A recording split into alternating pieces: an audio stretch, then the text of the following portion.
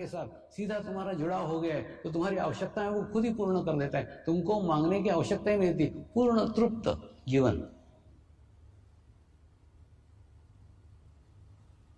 दूसरा, आज्ञा चक्र पूर्ण विकसित हो चुका होगा, किसी का बुरा सोचोगे भी नहीं, करोगे नहीं, सोचोगे भी नहीं।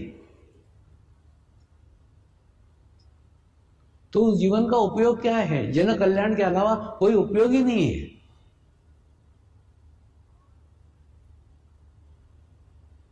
मोक्ष प्राप्ति के बाद में तुम्हारा सारा जीवन काल दूसरों के लिए व्यतीत होगा। दूसरों का कैसा कल्याण करे, दूसरों को कैसा सुखी करे, दूसरों को कैसे आनंदित करे, दूसरों को कैसे समाधानी करे। जो अपने को मिला है वो प्रत्येक मनुष्य मात्र को मिलना चाहिए। ये शुद्ध इच्छा आपके अंदर बहती रहेगी सदैव 2400 घंटे।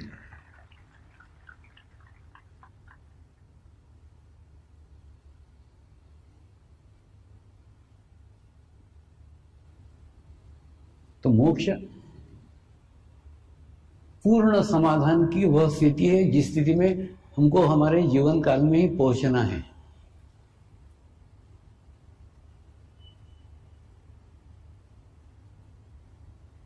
और मोक्ष के बाद में कोई दूसरा जन्म नहीं है।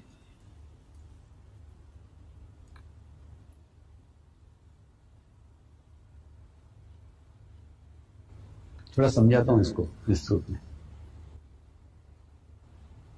देखो, पिछले जन्म के कर्म भोगने के लिए तुमने ये जन्म लिया, ठीक है।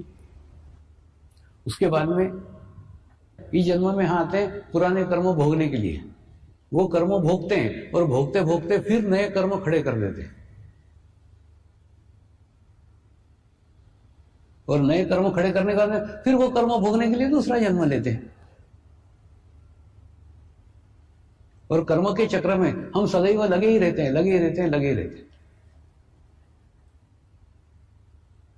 ये कर्म का सिद्धांत, कर्म की बातें जापान के अंदर ये प्रश्न खूब पूछे जाते हैं। जब मैं जापान यात्रा में गया था ना, तो उनको कैसे समझाया, आपको समझाता। अब जैसे मान लो यहां पे आप पैदा हुए हो और ये पूर्ण आपका जीवन काल आपको चलने का है और यहां तक पहुंचने का है, तो वो लोग बोलते जब सब कर्म भोगने के ही है तो ध्यान काय को करने का, तो मेडिटेशन काय को करने का, जो होने वाला है वो तो होगा ही ना।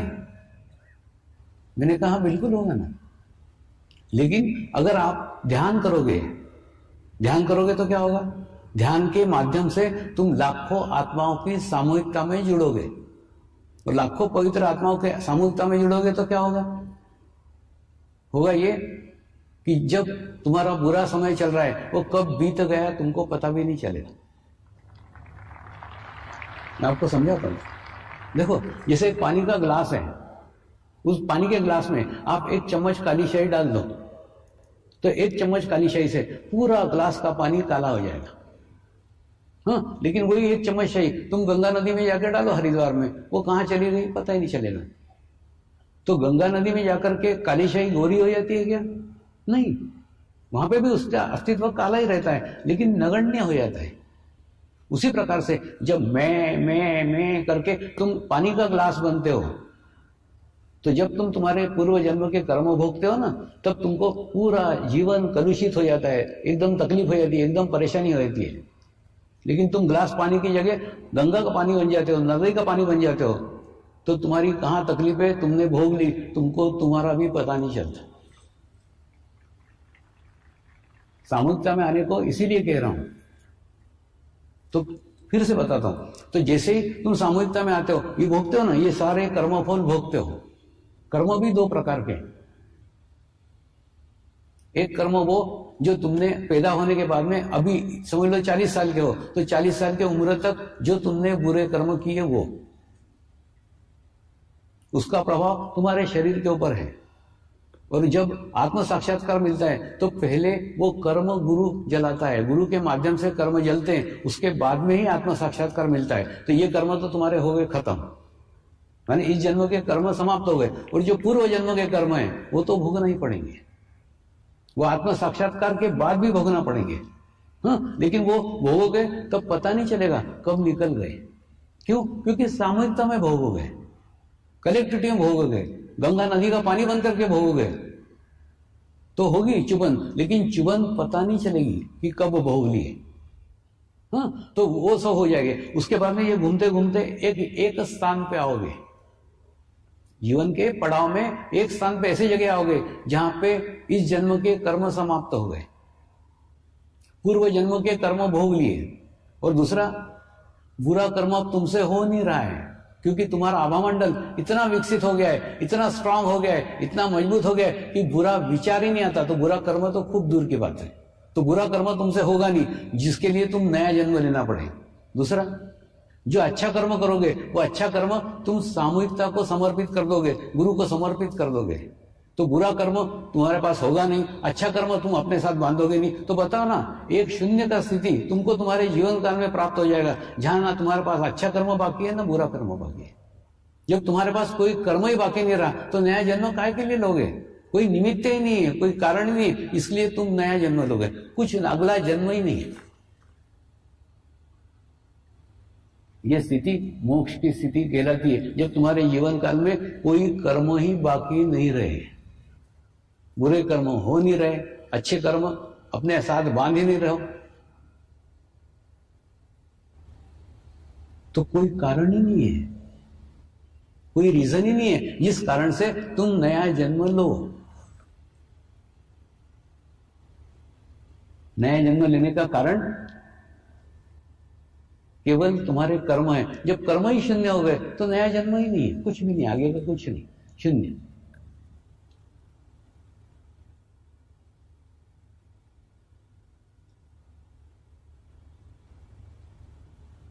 अब प्रश्न आता है,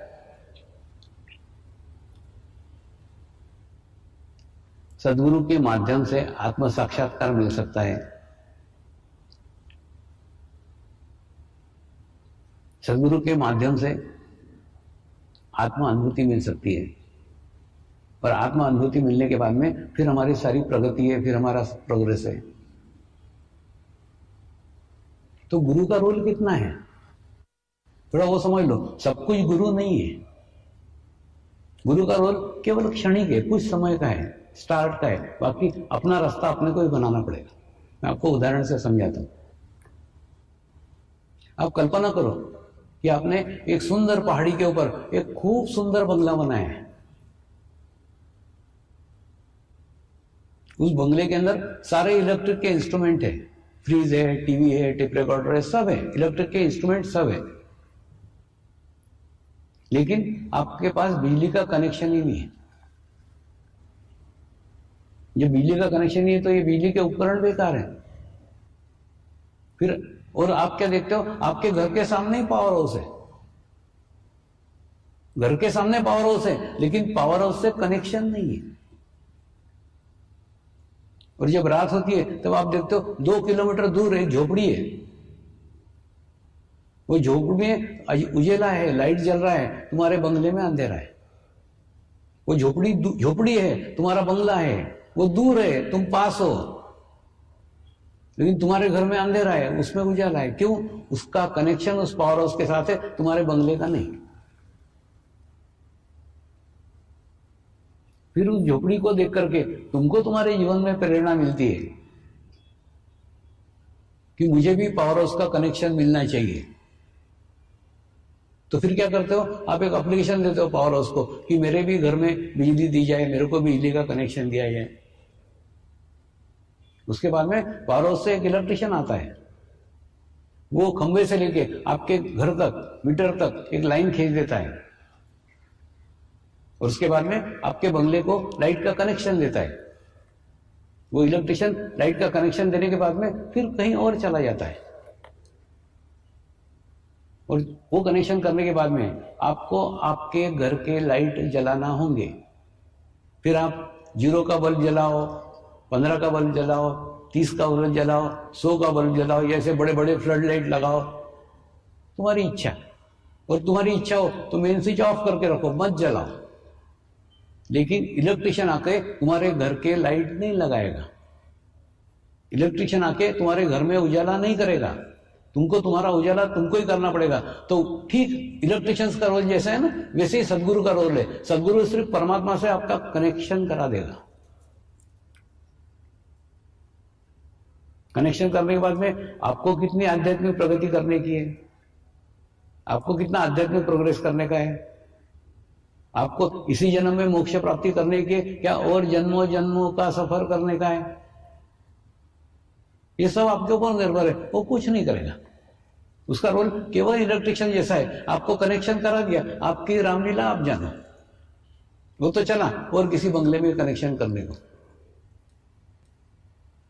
बस इतना ही रोल सदगुरु का है। सदगुरु सिर्फ कनेक्ट करा देता है, कनेक्ट करने के बाद में अपनी प्रगति अपने को ही करना पड़ती है। सदगुरु कोई हथेली नहीं लगाता बाद में। नहीं मतलब खूब ज्यादा तुम सदगुरु पे डिपेंड मत हो जाओ और समझ लो पहले सदगुरु की भूमिका क्या है, तुम्हारी भूमिका क्या है। पावरोस यानी परमात्मा, बंगला यानी तुम्हारा शरीर, इलेक्ट्रिशियन यानी सदगुरु, वो उस पावरोस से कनेक्शन करा देगा, आपको अनुभूति भी आएगी, अनुभव भी हो जाएगा। और उसके बाद में आगे की प्रगति, आगे का प्रोग्रेस आपको आपका ही करने का है। दूसरा, सदगुरु ना हाईवे है। हाईवे का उपयोग क्या होता है? हाईवे गली कूचा नहीं होता, हाईवे हाईवे होता है। उसके बाद में हाईवे पे बड़े बड़े रोड रहते हैं, अच्छा क्लीन वातावरण रहता है, सच्चा वातावरण रहता है, सुंदर रहता है, गांव से दूर रहता है, बस्ती से दूर रहता है, कोई ट्रैफिक नहीं रहता है, अच्छी बढ़िया सड़क रहती है, इसके ऊपर गति मिलती है, स्पीड मिलती है। वैसे सदगुरु भी हाईवे है, वो आपको झड़प से तुरंत यहां से वहां फास्ट पहुंचा देगा, एक्सप्रेस हाईवे। लेकिन सदगुरु कितना भी अच्छा लगा उसको चिपको मत, उसको पकड़ो मत। हाईवे कितना भी अच्छा रहा, बैठ के वहां पे पिकनिक मना सकते हो क्या? नहीं है। यहां से कितना अच्छा तालाब दिख रहा है, चलो यही बैठते हैं गाड़ी खड़ी करके, पुलिस वाले आके डंडे लगाएंगे वहां अगर खड़े रहे तो। हाईवे पे रुकना मना है, सदगुरु को चिपकना मना है। सदगुरु के पास से हाईवे सरी का उसका उपयोग करो और आगे बढ़ो। और जिस प्रकार से हाईवे किसी के भी घर तक नहीं जाता, किसी का घर देखा है कि हाईवे पे, या मेरा घर हाईवे पे नहीं, किसी का नहीं है। हम हाईवे से केवल उसे शहर तक पहुंचते हैं, उसके बाद में गली गली में से, पतली गली में से अपने घर तक पहुंचते हैं। तो जीवन में भी सदगुरु एक निश्चित समय तक आपको स्पीड देगा, आपको गति देगा, एक स्थान पे पहुंचाएगा। लेकिन जीवन का अंतिम क्षण का सफर आपको आपका ही करने का है। इसलिए अपने आत्मा को ही गुरु बना लो। अपने आत्मा को इतना शुद्ध करो, इतना पवित्र करो, इतना निर्मल करो कि वो आपके अंतिम क्षण तक आपको साथ देगा।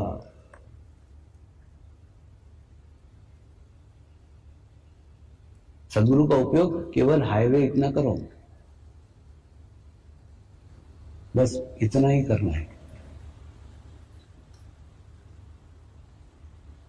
एक बार सिंगापुर के कुछ साधक मुझे एक सिंगापुर के होटल में खाना खाने को लेके गए। वो होटल की विशेषता ये थी, भारतीय एक आश्रम के द्वारा वो होटल संचालित था। उस होटल में बिल मिल कुछ नहीं था, तुम्हारी जो इच्छा है वो दो, और अच्छा भारतीय शुद्ध शाकाहारी खाना वहां मिलता था। और सर्विस देने वाले भी सब सेवाधारी थे, कोई नौकर नहीं था, कुछ नहीं था, कुछ नहीं। मुझे लेके गए, 4-6 साधक भी मेरे साथ में थे, हमने अच्छे से खाना खाया। खाना खाने के बाद में एक साधक वहां पे कुछ डोनेशन देने के लिए गया,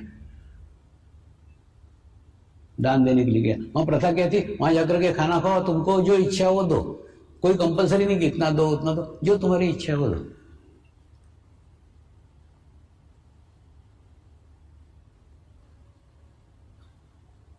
तो जैसे ये डोनेशन देने के लिए गया, वहां बैठे हुए व्यवस्थापक ने उसको पूछा, ये कौन है? ये दाढ़ी वाले बाबा कौन है? किसको लेके के आए हो? इसको कौन लाया है? तो साधक ने अपनी कॉलर ऊपर करते हुए कहा, हाँ मैं लाया हूं, मैं। उसको लगा मेरी कुछ तारीफ करेगा वो मैनेजर ने उसको जूते मारना चालू किया।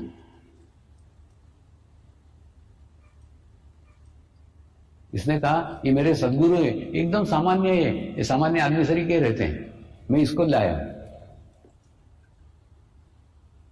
वो मैनेजर ने कहा, जहां तुमने सदगुरु को सामान्य समझा वहां तुम्हारी ग्रहण करने की क्षमता समाप्त हो गई। वो सदगुरु अपने आप को कितना भी सामान्य दिखाए या सामान्य समझे, तुम सामान्य समझने की गलती मत करना, क्योंकि तुम्हारी गुरु ग्राहकता पूरी खत्म हो जाएगी, पूर्ण समाप्त हो जाएगी। और तुम्हारे गुरु आज जीवित है, इसलिए तुमको गुरु की कदर नहीं है। मेरे गुरु जीवित नहीं है, मुझे मालूम है गुरु क्या होता है, क्योंकि उनके गुरु जीवित नहीं थे, समाधिस्थ थे। तुमको तुम्हारे गुरु के जीवन काल में जीने को मिल रहा है, इस सौभाग्य समझो।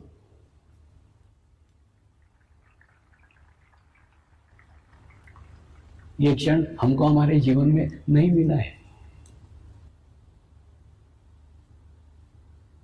उनका एक ही कहना था, गुरु को सामान्य समझने की भूल मत करो।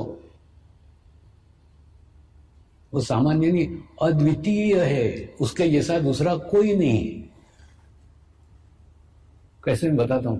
जिस प्रकार से आपके शरीर को पैदा करने वाली एक मां है, 10 मां पैदा करती क्या? नहीं, शरीर को जन्म लेने के लिए केवल एक मां होगा। सारे स्त्रियों का आदर करो, सारे स्त्रियों का रिस्पेक्ट करो, लेकिन मां की बराबरी कोई नहीं कर सकता, क्योंकि मां मां है, बाकी सब स्त्रियां हैं, आदर है। लेकिन मां एक है, दुनिया में एक ही मां होती, 2 मां नहीं होती। जिस प्रकार से शरीर को जन्म देने वाली मां एक है, ठीक बिल्कुल वैसा ही आत्मा को जन्म देने वाला सदगुरु भी एक ही है विश्व में, 2 नहीं।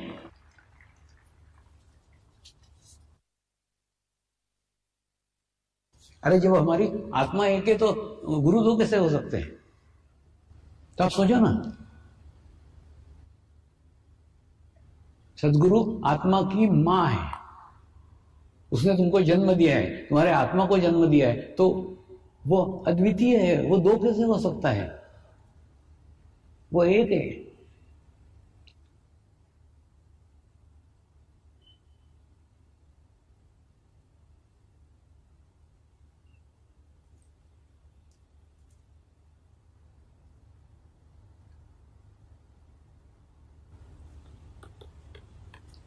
जब तक वो महत्व नहीं समझोगे ना, तब तक आत्म साक्षात्कार मिलना भी व्यर्थ है।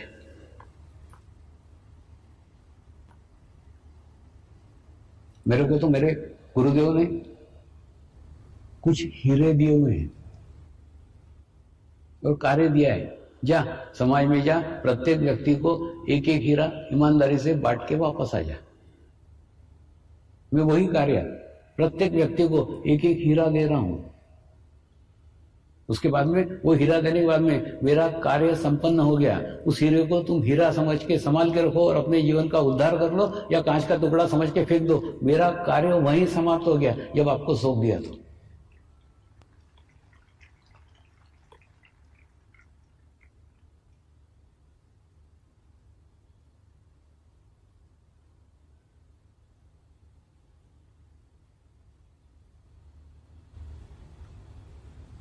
अब सोचो ना, सदगुरु को छोड़ करके आपको अंतर्मुखी करने वाला दुनिया में कौन है? थोड़ा सोचो, मेरी बातें मत सुनो, मेरे बातों पर विश्वास मत करो, तुम अपनी खोपड़ी चलाओ। दुनिया में सदगुरु के सिवा अंतर्मुखी करने वाला कौन है? कोई भी नहीं। सारी दुनिया तुमको बाहर तक के चित्त को लेके जाती है, बाहर की जानकारी देती है, बाहर की इंफॉर्मेशन देती है। तुमको तुमसे मिलाने वाला केवल दुनिया में एक ही है। अब इस एक को खोजना कैसे?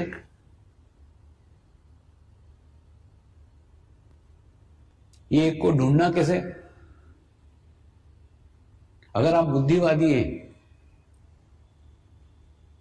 आप विदेशी हैं, आपके पास कोई मार्ग नहीं है, गुरु की संस्कृति नहीं है, होता है ना, विदेशों में गुरु की संस्कृति नहीं है। एक बार हुआ था, एक ग्रीस से एक प्रोफेसर आए थे, थियोसॉफिकल सोसाइटी में 3 दिन का शिविर लिया था। 3 दिन के शिविर में इतने प्रश्न मुझे पूछते थे, इतने प्रश्न पूछते थे, और जब 1 to 1 के लिए आए ना तो रोते रोते ही आए और मेरे चरणों में गिर पड़े। बोले बाबा मैं तुमको गुरु के रूप में स्वीकार नहीं कर रहा हूं, क्या कारण है? मैंने कहा तेरा कोई दोष नहीं है, तेरे यहाँ गुरु की संस्कृति नहीं है। हमारे यहाँ हम जिसको भगवान बोलते राम, उसके भी गुरु थे, जिसको हम कृष्ण बोलते भगवान, उसके भी गुरु थे। तो हमारे यहाँ तो गुरु की परंपरा है, तुम्हारे देश में गुरु ही नहीं है, तो उसमें तेरा दोष नहीं, तेरे संस्कृति का दोष है, तेरे आसपास के वातावरण का दोष है। तो अगर आप विदेश में हो और विदेश से सुन रहे हो तो आप ओरा का सहारा लो, आभा मंडल का सहारा लो। आजकल